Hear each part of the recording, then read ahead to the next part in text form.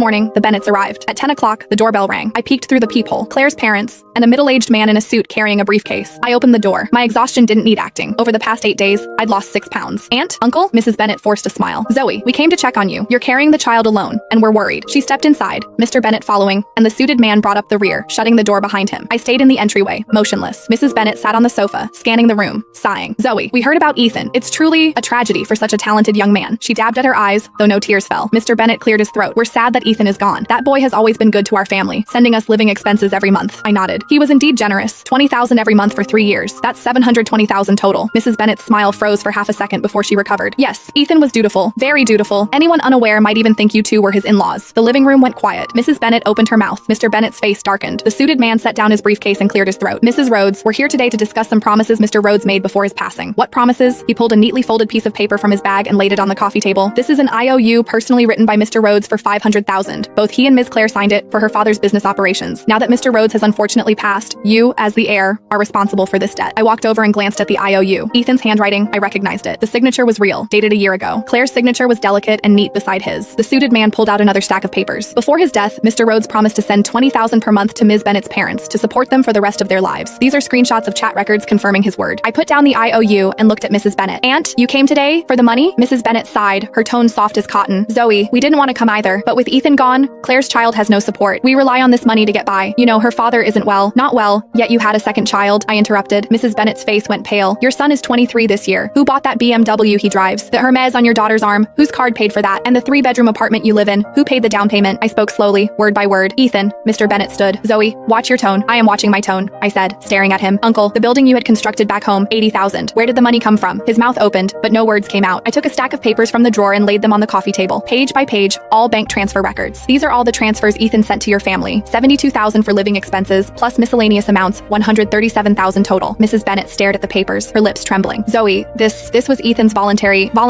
I nodded. Then go ask him for it. The living room fell silent again. The suited man cleared his throat. Mrs. Rhodes, even if these transfers are accurate, it does not affect the legal validity of the IOU. As the heir of Mr. Rhodes's estate, as the heir, I interrupted, I have the right to first divide the marital property. Once divided, this money is mine. Besides, I also have a legal question for the attorney. I looked at Mrs. Bennett, voice low. Over the past 3 years, your family received $137,000. Does that count as unjust enrichment? Mrs. Bennett went completely pale. Mr. Bennett stood, pulling her toward the door. I leaned against the sofa, hands on my belly. My heart was racing, not from fear, but excitement. Mom, tomorrow your husband will be back. He's not my husband anymore. Right, tomorrow that dead man will be alive again. I picked up my phone and glanced at the calendar. Day 14. He's supposed to be back.